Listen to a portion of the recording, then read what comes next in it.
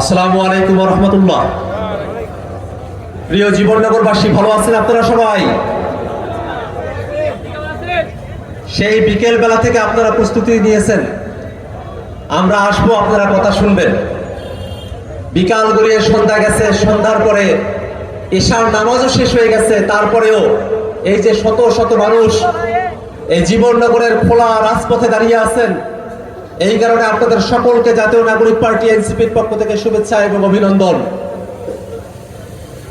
আমরা এই বাংলাদেশের মানুষেরা একটা ভয়ঙ্কর সময় আমরা অতিক্রম করেছি। এমন একটা শাসন দুঃশাসন আমাদের উপরে চাপিয়ে দেওয়া হয়েছিল, যে সময়টাতে কোনো মানুষ কথা বলতে পারে নাই, যে সময়টাতে কথা বললেই গ্রেফতার করা হতো, যেই সময়টাতে বাংলাদেশের মানুষকে ধরে গিয়ে নিয়ে আয়না ঘরে রেখে দিনের পর দিন, বছরের পর বছর বন্দী করে রাখা হতো। আয়না ঘরের বন্দীদের সেই দুঃখ দুর্দশা, সেটা যখন আমরা ভাবতেও যাই তখন গা শিউরে ওঠে। এমন ভয়ঙ্কর একটা শাসন ব্যবস্থা আমাদের উপরে চাপিয়ে দিয়েছিল যে শেখ হাসিনা, সেই শেখ হাসিনাকে আমরা মনে করেছিলাম মহাপরিক্রমশালী, যাকে হয়তো কখনোই পদানত করা সম্ভব হবে না। কিন্তু উপরওয়ালার সিদ্ধান্ত ছিল ভিন্ন। এই বাংলাদেশের ছাত্র জনতারা আজ থেকে 2 বছর আগে জুলাই মাসে তারা রাজপথে নেমে এসেছিলেন। আবু সাঈদ 2 হাত প্রসারিত করে দিয়ে বুকের মধ্যে গুলি খেয়ে এই বাংলাদেশটাকে স্বাধীন করার জন্য জীবন দিয়ে গিয়েছিল। সেই সময়টাতে এই বাংলাদেশের একেবারে শিশু থেকে শুরু করে নিয়ে বার্ধক্য উপনীত মানুষ, এদেশের কৃষক, শ্রমিক, মেহনতি মানুষ, এদেশের প্রবাসীরা, এদেশের শিক্ষক, এদেশের ছাত্র জনতা, নারী পুরুষ, হিন্দু মুসলমান নির্বিশেষে সকলে রাজপথে নেমে এসেছিল।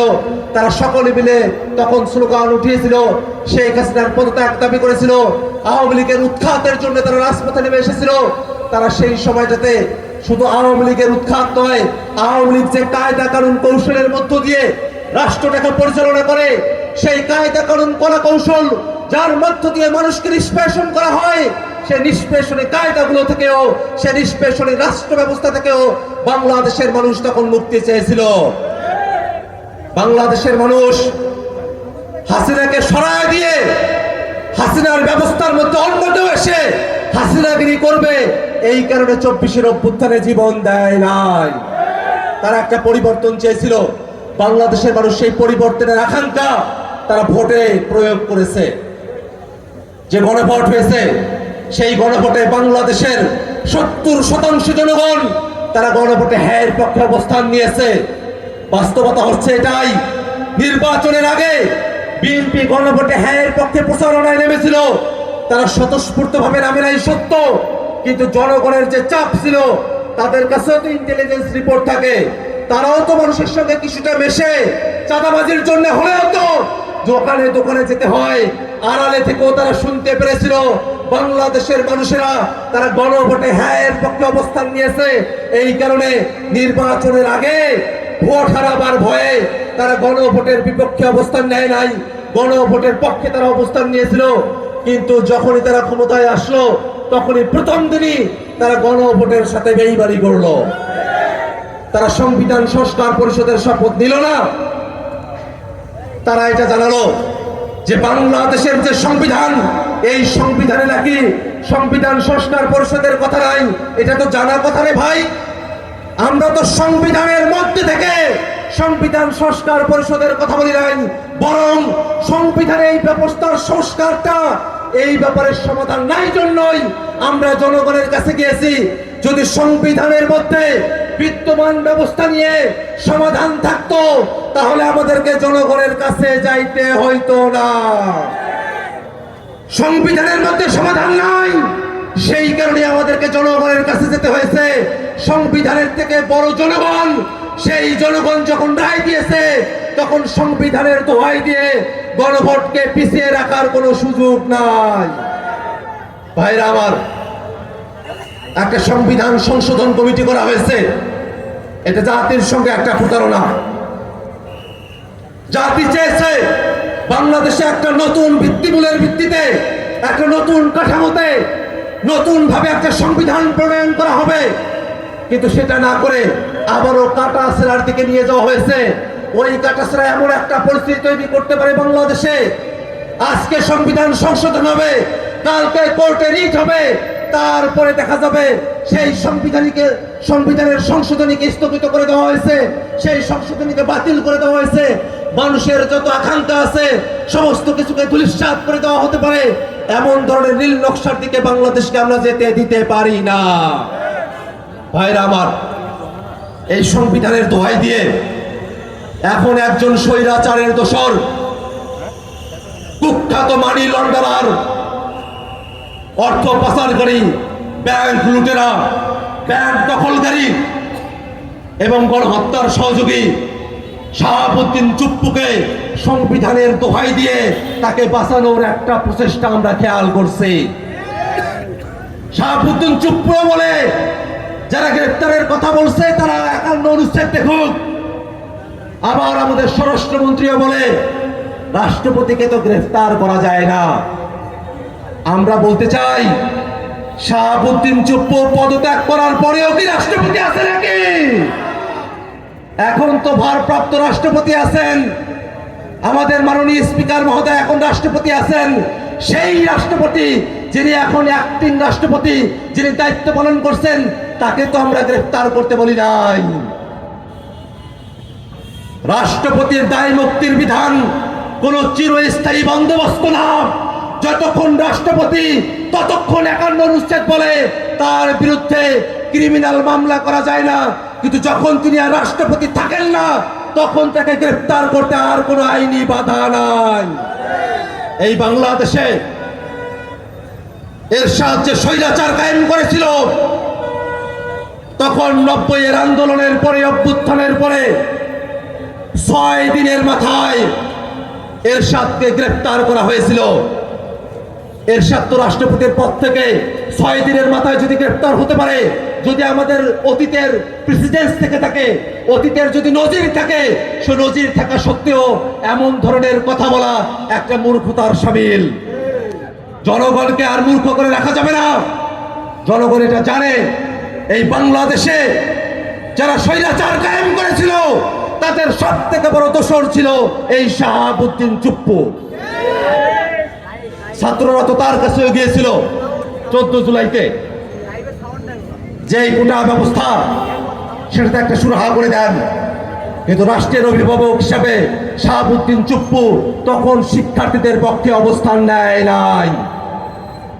এই কারণে আমরা স্পষ্ট করে বলি, সংবিধানের 51 অনুচ্ছেদের দোহাই দিয়ে শাহাবুদ্দিন চুপ্পুর গ্রেফতার ঠেকানো যাবে না।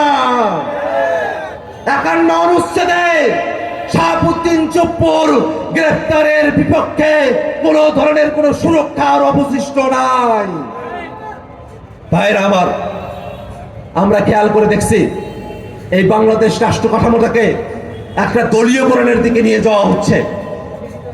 বিএনপি একদিকে বলে বহুদলীয় গণতন্ত্র তারা নিয়ে এসেছে, আর একদিকে বাংলাদেশের প্রত্যেকটা স্থানীয় সরকারের প্রতিষ্ঠানে আর প্রত্যেকটা স্বতন্ত্র প্রতিষ্ঠানে তারা তাদের দলীয় লোকদেরকে নিয়োগ করছে।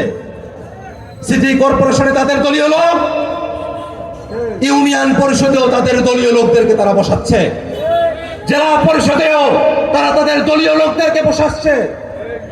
বাংলাদেশটাকে তারা একদলীয় একটা শাসন কাঠামোর দিকে নিয়ে যাওয়ার ফিকির তারা করছে। আরো দুঃখজনক ব্যাপার, স্থানীয় সরকার নির্বাচনকে সামনে রেখে বিএনপি নির্বাচন কমিশনকেও দলীয়করণের মাধ্যমে দখল করার পায়তারা করছে। তাদের দলের একজন ব্যক্তি, তিনি আগে আমলা ছিলেন, সরকারি চাকরি থেকে পদত্যাগ করার পরে বিএনপির রাজনীতির সাথে সরাসরি যুক্ত হয়েছেন, সরাসরি দলে নাম লিখিয়েছেন। বিএনপি নির্বাচনের সময়টাতে দলীয়ভাবে নির্বাচনের কর্মযজ্ঞের মধ্য দিয়ে যিনি গিয়েছেন, সেরকম একজন ব্যক্তিকে এখন যদি নিয়ে এসে নির্বাচন কমিশনের অতিরিক্ত সচিব করা হয়, তাহলে স্পষ্ট ধরা পড়ে নির্বাচন কমিশনটাকেও তারা নিরপেক্ষ রাখতে চায় না। ভাইরা আমার, পরিস্থিতি যাই হোক, এই বাংলাদেশের মানুষেরা সামনের স্থানীয় সরকার নির্বাচনে তারা জনগণের পক্ষে যারা আছে তাদের পক্ষেই তারা অবস্থান গ্রহণ করবে। এবং সে কারণেই সারা বাংলাদেশে জাতীয় নাগরিক পার্টি এনসিপি আমরা স্থানীয় সরকার নির্বাচনের প্রস্তুতি গ্রহণ করছি। সেই প্রস্তুতির অংশ হিসেবে আপনাদের জীবননগর পৌরসভার মেয়র পদপ্রার্থী হিসেবে আমরা সোহেল পারভেজকে আপনাদের হাতে তুলে দিচ্ছি। আমরা আশাবাদী আপনারা যদি সোহেল পারভেজ ভাইকে ভোট দিয়ে নির্বাচিত করেন, সোহেল পারভেজ ভাই আপনাদের পৌরসভার মানুষের সকল ধরনের অভাব অভিযোগ থেকে শুরু করে নিয়ে সকল নাগরিক সেবা তিনি প্রদান করবেন ইনশাআল্লাহ।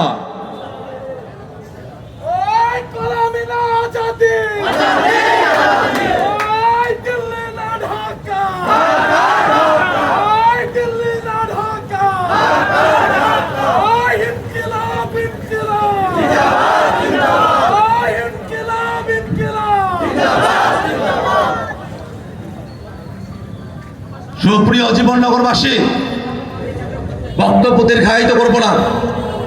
জাতীয় নাগরিক পার্টি এনসিপি আমরা হাঁটি হাঁটি পা পা করে আপনাদের কাছে পর্যন্ত এসেছি। ইতিমধ্যে বাংলাদেশের প্রত্যেকটা জেলার প্রতিটা প্রান্তে জাতীয় নাগরিক পার্টি পৌঁছে গেছে। বাংলাদেশের মানুষের মধ্যে জাতীয় নাগরিক পার্টিকে নিয়ে একটা জোয়ার তৈরি হয়েছে।